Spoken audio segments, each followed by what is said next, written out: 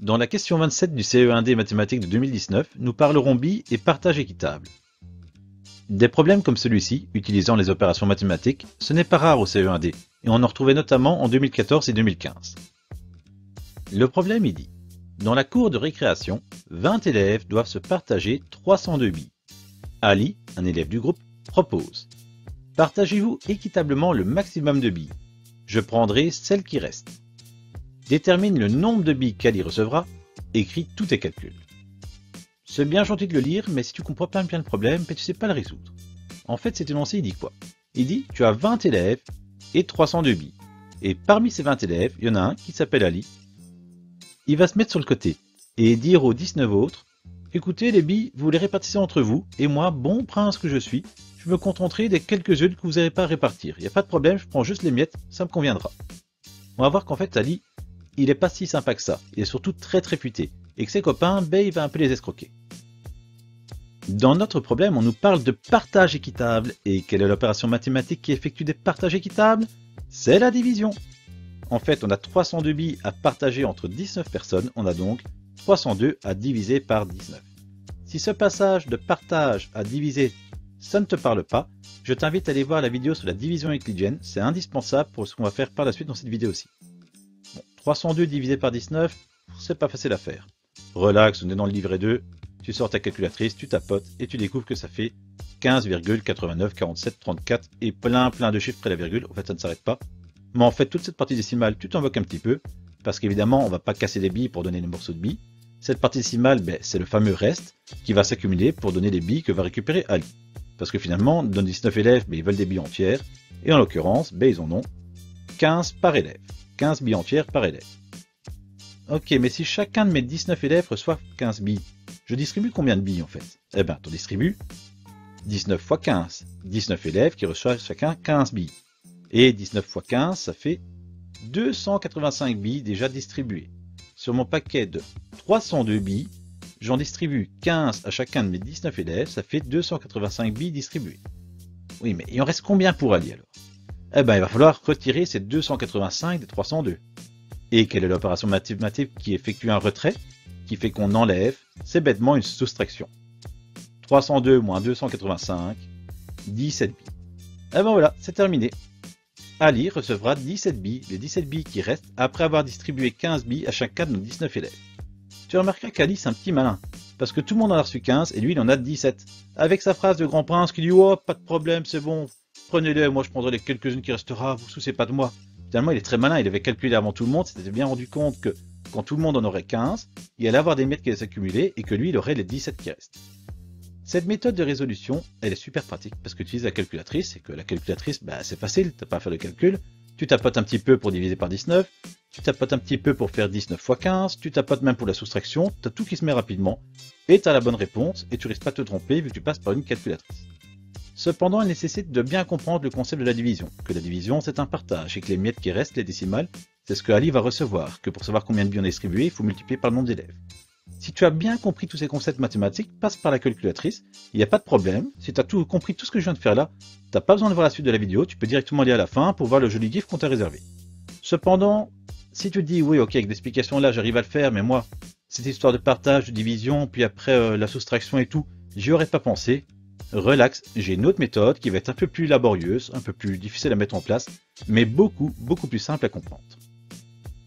Cette autre méthode c'est quoi? Eh ben, on va repartir un peu en arrière et reprendre notre division 302 divisé par 19. Donc il faut toujours bien avoir compris qu'un partage équitable en mathématiques c'est une division. Mais puisqu'avec la calculatrice on obtenait des nombres à virgule, que je comprenais pas bien qu'il fallait enlever les virgules et puis rejongler avec une multiplication, et que tout ça, oui, je l'ai vu mais je ne le comprends pas bien, je vais faire quelque chose d'un peu long mais que je comprends bien, je vais faire une division écrite. Alors tu ne paniques pas et tu ne pars pas en courant parce que j'ai dit division écrite, parce qu'en fait une division écrite c'est très simple, on ne va pas du tout diviser. C'est en fait une méthode écrite pour la division, mais tu ne vas rien diviser du tout. La division écrite, c'est très simple. Dans la vidéo sur la division euclidienne dont j'ai déjà parlé, je la présente, mais j'ai également une autre vidéo spécialement sur la division écrite. C'est une de mes premières vidéos, donc elle a seulement vieilli, je vais pas te mentir, mais elle est extrêmement complète, elle te montre très calmement et très simplement comment faire n'importe quelle division écrite. Parce qu'en fait, moi j'ai une méthode simple. L'astuce pour faire simplement une division écrite, c'est de commencer par écrire sur le côté la table du diviseur. Ici notre diviseur c'est 19. Et la table du 19, c'est 0, 19, 38, 57, 76, etc. etc. Alors là, tu étais en train de te dire, ouais, ben c'est bien gentil, mais la table de 19, moi je la connais pas. Relax, je suis le prof de maths et je la connais pas non plus. Mais j'ai pas besoin de la connaître, parce qu'en fait c'est 0 et après je fais plus 19, plus 19, plus 19.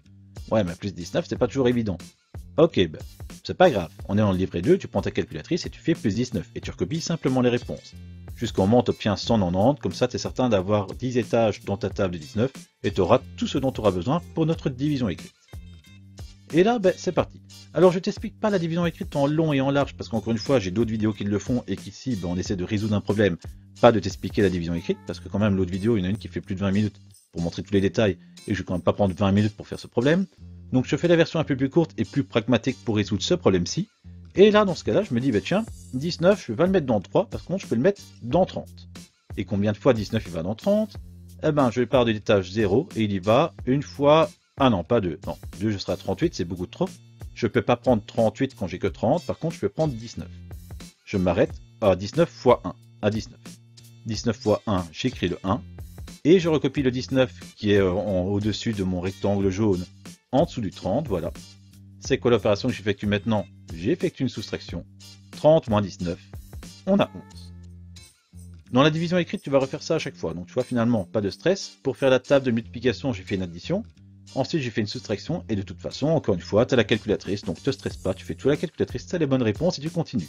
La seule chose que la calculatrice ne te donnera pas, c'est la méthode de la résolution. Ça, tu dois le trouver dans ta tête. Par contre, pour toutes les réponses, pas de stress.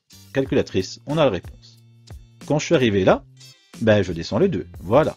Et maintenant, je vais chercher combien de fois 19 va dans 112. Eh ben, il y va. 0, 1, 2, 3, 4, 5 fois. Ah oui, 114, c'est trop loin, on a dépassé 112. Je dois m'arrêter à 95.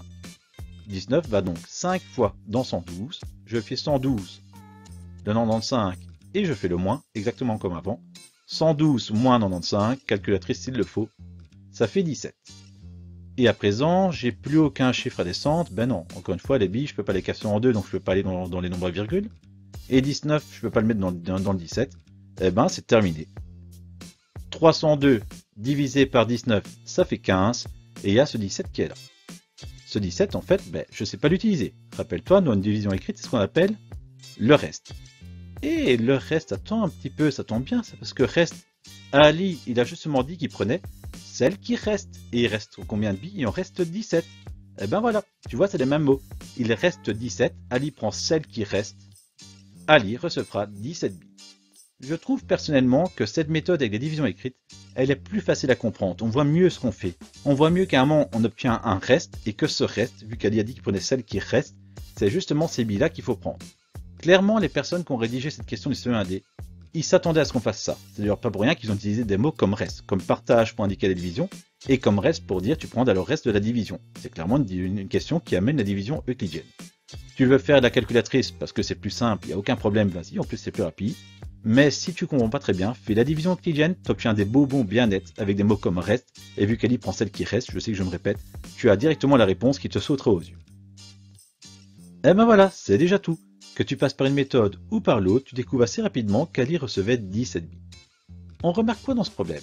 Eh ben on remarque que comme souvent en CE1D, il y a deux méthodes. La méthode, les mathématiques, moi je maîtrise, je sors ma calculatrice, je fais quelques petits calculs et j'ai vite la réponse. Et la méthode, les mathématiques, pour moi c'est un peu plus compliqué. Ben dans ce cas-là, bon, on va fournir un peu plus de travail, ça va être un peu plus long, mais ce sera une méthode plus facile à comprendre, en l'occurrence ici du calcul écrit. Dans les deux cas, ce problème a été placé dans le livret 2, et donc on s'attend à ce que tu puisses prendre ta calculatrice pour le résoudre. Et donc même dans la division écrite, quand tu fais la table de multiplication ou que tu fais des soustractions, n'hésite pas à prendre la calculatrice, elle est quand même là pour t'aider. On remarque aussi que, comme souvent dans le CE1D, il faut repérer les mots-clés pour savoir ce qu'il faut faire. Quand tu vois que c'est un problème, qu'il est question d'opération et que tu vois des mots comme partage équitable et reste, partage équitable, reste, ça sent bon la division. Et c'est ainsi que je savais qu'il fallait procéder par une division. À calculatrice ou en division écrite, mais enfin on vient d'en parler. Dans les deux cas, un problème, tu paniques pas. Tu reprends ton souffle, tu t'écartes, tu prends le temps d'analyser, tu surlignes certains mots s'il le faut avec un fluo. Et si tu paniques pas, tu verras qu'en fait, ce sera assez facile. Dans la prochaine question, nous parlerons de fractions. On va faire un peu de coloriage, ça va être très sympa. Pour ne rater aucune des questions, n'hésite pas à t'abonner à la chaîne. À très bientôt!